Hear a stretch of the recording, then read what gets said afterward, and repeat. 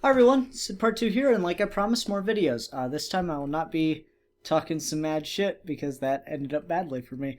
Anyway, this week I'm going to talk a little bit about Man of Steel.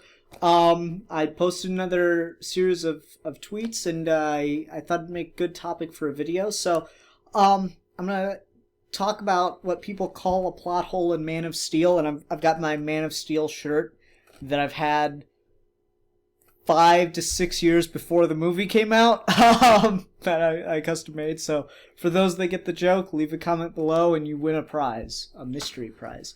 In any case, yeah. So like what I commonly hear is people cite as a plot hole or a contrivance in Man of Steel that I completely and totally disagree with is the idea that Zod should have colonized Mars instead of Earth in the movie. And people say this because, like, oh, well, then why did he even bother with Earth? Because he could have just taken it to Mars, taken all the people to Mars, colonized there, and then he would have had a whole race of Kryptonians with superpowers in that universe. And I feel like that really misses a major part of Zod's character in that movie, and they do a really good job of establishing that. So I got my notes here on the side. And I'm gonna just go through one by one and then add stuff along the way here. So yeah, brief thought on something people bring up about Man of Steel. Zod colonizing Mars would be completely out of character. So first of all, they firmly established that Zod doesn't like the powers and sees them as perversion of his pure Kryptonian genetics. And this is a really big part of Zod's whole thing. I mean, when you look at the beginning of that movie with the birth of Kal-El, a natural birth, which is, as Jor-El says, it's the first one in generations or centuries even in that universe, or in that world version, whatever. You see, like, he's just disgusted by it. He calls it heresy, and I think that word is really telling about Zod's character and how we're supposed to view him. Zod in this film is very much a zealot, a radical, incredibly ultra conservative to Kryptonian values, and so that's a really important thing to keep in mind. Now the powers themselves, though, he does find them useful. And he finds them useful in battle, and he adapts with them in the fight with Superman, but that's just to prove that he's better. He still doesn't like them. Like, Superman does give him that alternative of his, well, we could live together, blah, blah, blah. He's like, and have generations of Kryptonians suffering the way you did. And it's just like, it's disgusting. It just leaves a bad taste in Zod's mouth. It's very heavily shown that he does not like the idea of his people having these powers. And but none of the talk in that movie about Kryptonian superiority is about the powers. It's all about them being better because they're Kryptonian. Yeah, like you hear Faora and Zod talking about just how humanity's pathetic and useless, and how Kryptonians just naturally are better and everything. And that's a big part of Zod's thing. Is I'm gonna go on to my next point. There's a lot of similarities between Krypton and ancient Greece in Man of Steel, and the idea of being Kryptonian making you better than everyone else is a big part of that. And I picked up on this right away. Like, if you go back and watch the Geeky Gentleman that we did on Man of Steel when it first came out, that's something I picked up on really quickly, was the idea that that Krypton's government, the little bit of it we see, and the social structure that we see is very reminiscent of Plato's Republic. And I don't think that was accidental at all, especially with the way in which they characterize Zod, because he's very Greek in the sense, or ancient Greek in the sense that just, well, Greece is the greatest thing ever. It's perfect. Why would anyone ever go anywhere else? It's amazing. I think it's Jason and the Argonauts. Jason goes out and does his whole thing, and it's really one of the worst stories in Greek mythology. But he goes out, does his thing. He gets a foreign wife, and he brings her back home. And even though he's had kids with her, he divorces her, and he's gonna go have kids with someone else. And she's like, she betrayed her family to get there with him. And when she says all this to him, what was her name? Can't remember her name off the top of my head. But she's like, tells him how betrayed she feels and how disgusted she is with him. and how she gave up everything to come to Greece with him. And he goes, "Yeah, but I mean, you're in Greece. It's the best place ever. You're better to be poor and homeless in Greece than a king or a queen anywhere else in the world." So there's a lot of that in the way that Zod and just the Kryptonians think in that movie. Is just, oh well, we're from Krypton, we're perfect. And that leads into my next point. So in Zod's mind, it's like, of course we have powers here. We're naturally better than everyone else in the universe. It's duh, but we're not keeping these. These go against our traditions. This is, our entire history. We've never had these, and we're not going to. That's not something that we want. We're going to use them to defeat to wipe out the human trash that's here on this planet, and to get rid of Kal-El, and that's going to be it. And we're going to terraform the planet. It's going to be our planet again, and that's the end of it. But just like how he's against the birth of Kal-El, he doesn't want to keep the powers on New Krypton because it perverts centuries of tradition. Same thing I just said. There's a reason that Krypton stopped exploring the universe in that movie. Like, yeah, they go out in this age of exploration, as Jor-El calls it, and then they just quit. They just say, no more of that shit. We're done. We're staying on Krypton. It's an ultra-conservative society, and Zod's a big remnant of that. And this is something I didn't address in my tweets, but seems like a good point to bring it up now.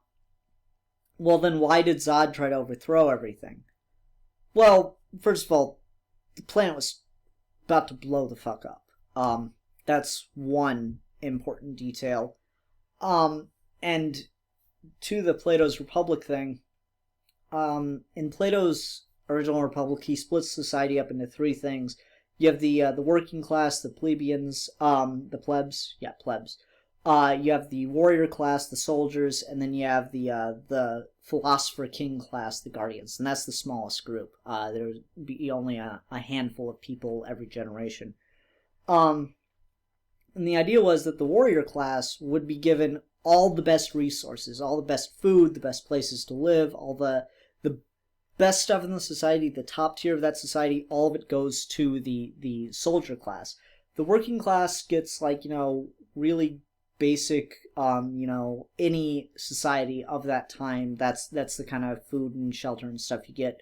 And the philosopher kings, who are the guardians, they get a step under the warrior class. Ideally, in Plato's mind, you'd have them get treated just as well as the warrior class, and that was all to prevent corruption in those two things, because you can't have a strong army if your army's corrupt, and so the idea of money didn't exist there in Plato's Republic. It's just, it's all given to them, so they'll never have any other reason to fight for anyone else. And so, I mean, it's a little naive, but it makes some kind of sense. And so that's kind of what's going on with Zod and the army and that last days of Krypton kind of thing we see. It's also important to note he has a very small force. It's an effective force because they have the element of surprise, but it's a very small force. So Zod's able to rally that force, though, because the resources are dwindling. And so he's able to finally he's able to capitalize on destabilization in the society because the planet's about to blow up.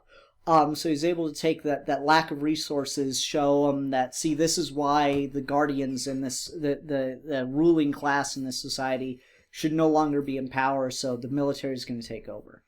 To be fair, I think Krypton probably has more than 3 classes. Jor-El kind of proves that, so, they probably have different classes for different levels of society as society gets more and more advanced, but it's really not important.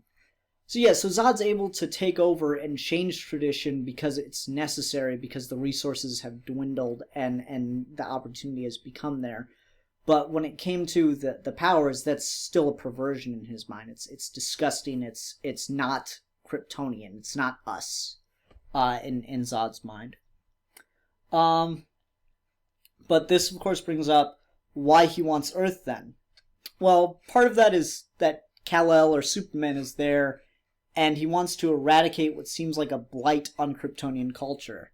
I brought it up before. As soon as Zod finds out that Kal-El has been naturally born, he's like, heresy. He's just, God, the actor, I can't remember his name off the top of my head. That's why I have this. What's his name? shit. This probably isn't very interesting videoing. Futurian name down there. So like, just the look on that actor's face when he finds out that Kal-El has been naturally born, it's just of disgust, and he's like, oh, I can't believe that. That's gross. You put your what in her? What? Ew. Like that's just Zod's reaction. It's complete heresy. So he wants Kal-El wiped out, and he wants to be all that is left of Kryptonian culture on New Krypton. And so destroying the Earth and putting New Krypton on Earth is actually a very powerful symbolic thing for him, because it establishes for the future of Krypton in his mind that any would-be Jor-Els know exactly what will happen if you go against Kryptonian tradition according to Zod. Yeah, so that's the nuts and bolts of it. I'm trying to think if there's anything else that I need to bring up. So like the idea of why doesn't he just colonize Mars? It's, well, it doesn't work symbolically with what he's trying to establish for future generations. He doesn't want the powers. He finds them a perversion. They're disgusting. He's ultra conservative like that, and it goes against too much of what he knows. He's a military man though, so he'll use them while he has them, while he has to have them. But as soon as he's done with it, they're gone. He doesn't want anyone else in the society to be dealing with that, because it's gross. Like, so he'd only in future generations say that they did succeed in colonizing Earth. In future generations, if they faced external invasion, you might see Zod considering, okay, we'll, instead of fighting the battle on Earth, we'll leave the planet for a while, go to train some soldiers on the moon to be able to use the powers, and then we'll attack invading ships. But he would never allow people to just walk around on that. He doesn't even want them himself. He finds them just in his mind. But yeah, so that's my argument for why it's not a plot hole. It wouldn't even cross his mind to consider colonizing Mars, not because he's an idiot, but because he doesn't want anything to do with that. It completely goes against his character in that film. So yeah, thanks for watching. That was fun. A lot faster than I thought it would be. I'm probably going to make another video similar to this about Sinestro in Green Lantern, because I got a lot of stuff to say about that as well. So, see you then. You know what else is funny? What's that? If you had just colonized Mars, you could have saved your entire race. You're blowing my mind, Loke.